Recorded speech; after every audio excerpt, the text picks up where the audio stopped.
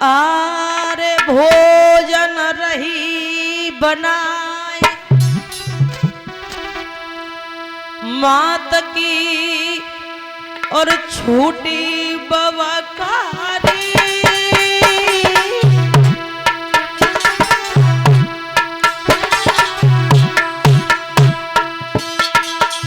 लाला मत जाइयो हमको अरे छोड़ी अकेली रह जाए महाकारी लाला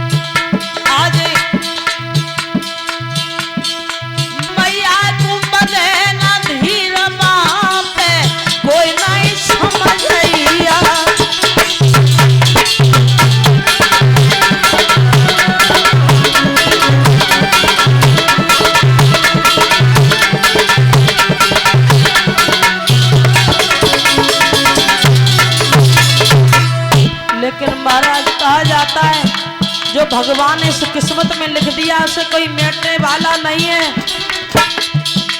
अरे लिखो जो ब्रह्मा ने लिखो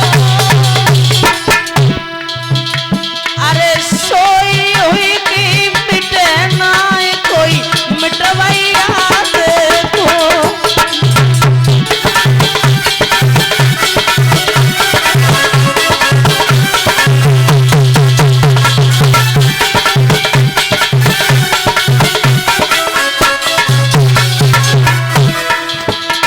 मैया ने भोजन बनाया घर का आंगन का सा काम किया। आज मैया भागने लगी भैया रोए रोए मैया कहे कुमारी मेरे गोदी से भागी गो आज तो रोए रोए मैया कहे लला मेरे गोदी से भागी गो।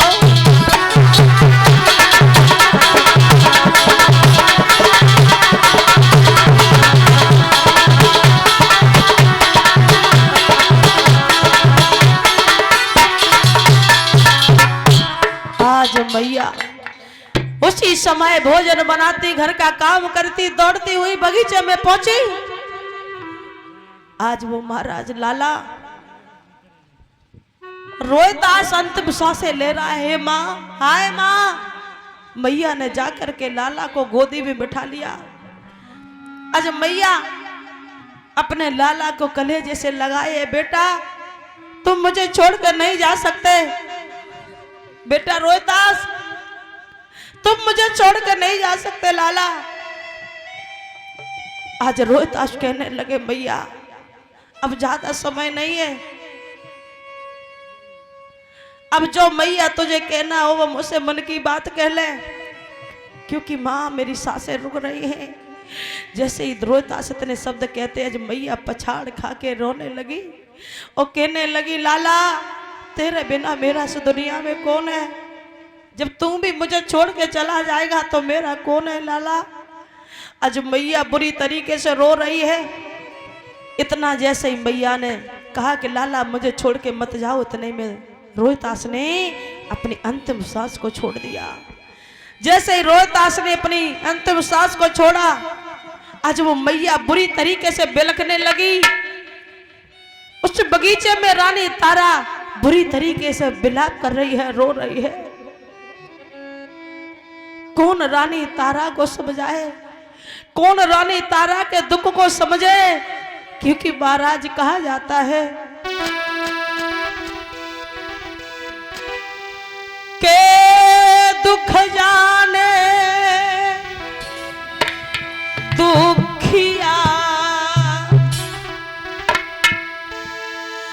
और के दुखिया की माँ के दुख जाने माँ चरी बतोहा दैया तो बिका। आज रानी तारा के दुख को कौन समझे? रानी तारा के दुख का कैसे वर्णन करूं?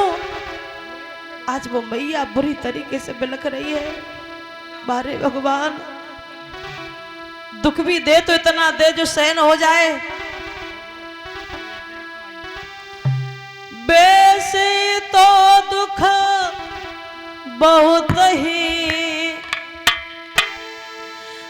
पर बड़े दुख ही चार, भूमि हरण भैया मरण, पुत्र शोक और नारी।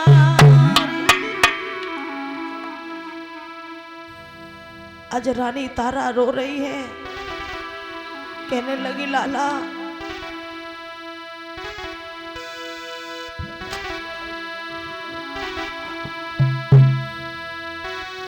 कि लला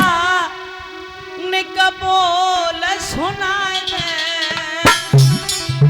बेटा रोहितास, तेरी मैया मर जाएगी तुझे छोड़ के नहीं जाएगी लाला।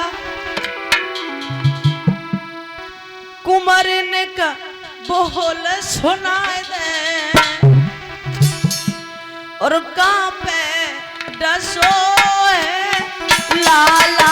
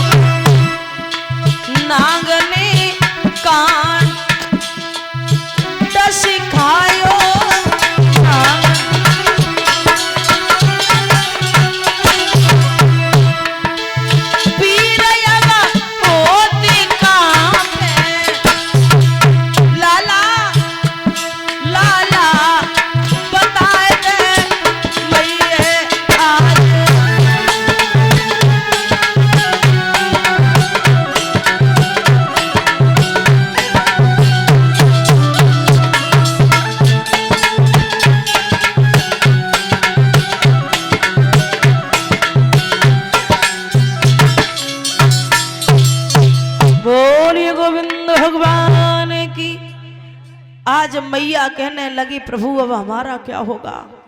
मेरा लाला जब मुझे छोड़ के चला गया तो मेरा कोई नहीं है नाथ। आज मैया रोने लगी, कहने लगी प्रभातमा अब इसे भी अपने पास बुला ले, क्या यहाँ मेरा अब कोई नहीं है? कि हंसा उड़ चले अपने दाम,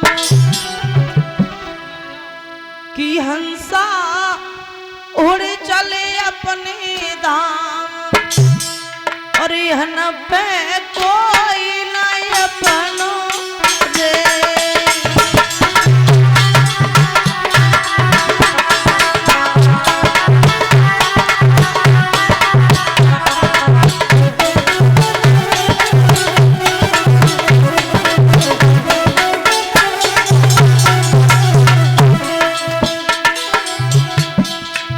एक दिन बिन बेटा की माँ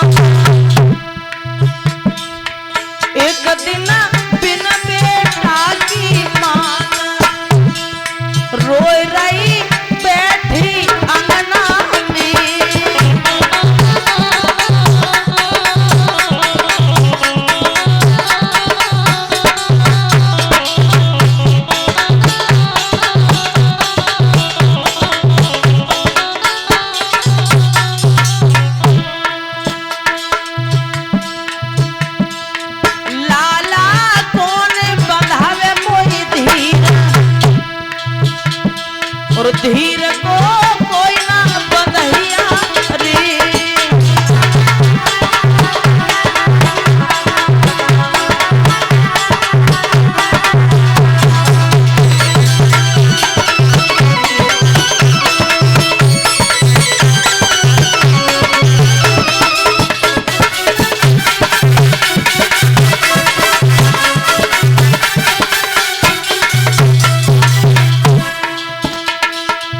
एक दिन बिन भैया की बहन,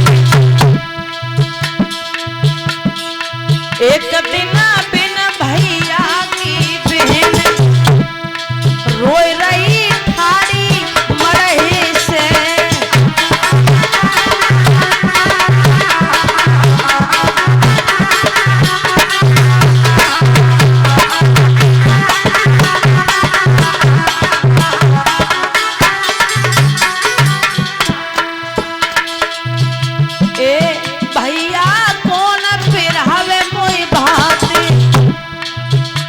और बात को कोई ना पिरहिया रे।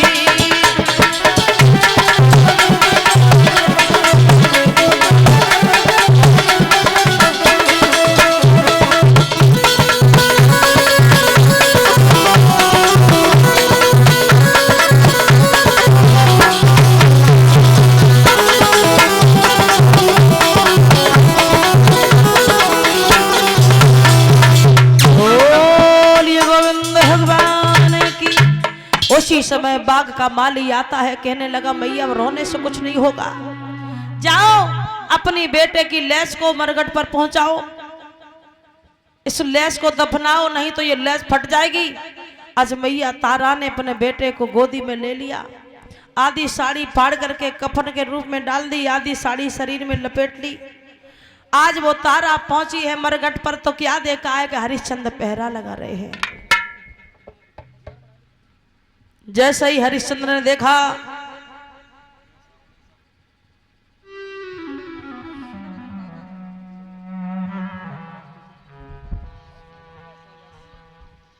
बस ठीक,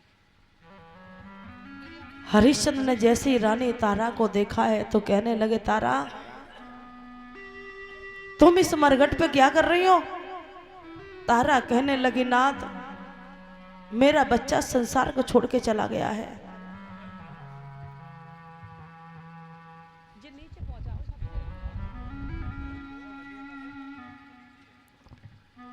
हरिश्चंद्र कहने लगे रानी तारा ये क्या कह रही हो।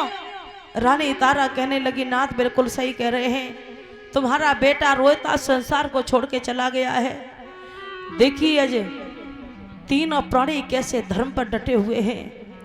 हरिश्चंद्र कहने लगे रानी तारा अगर ऐसी बात है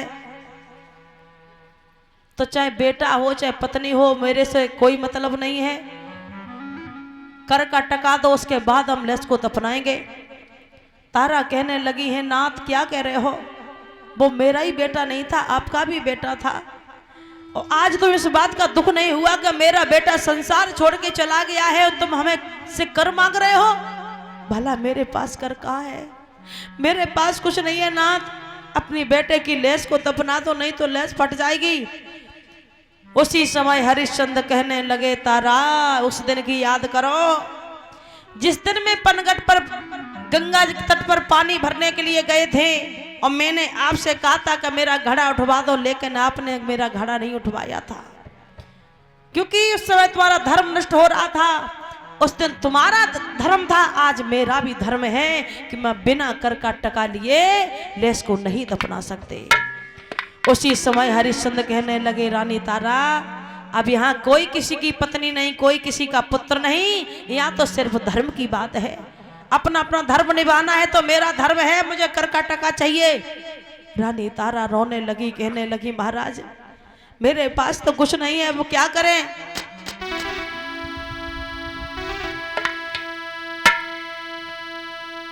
उसी समय हरिश्चंद्र आगे बढ़े हैं। क्या किया है हरिश्चंद्र ने, रानी तारा जो शरीर में अपनी साड़ी आधी साड़ी को लपेटे थी उसी साड़ी को हरिश्चंद्र ने खींच लिया और कर के रूप में लेकर के बच्चे की लैस को दफना दिया है। बोलिए गोविंद भगवान की।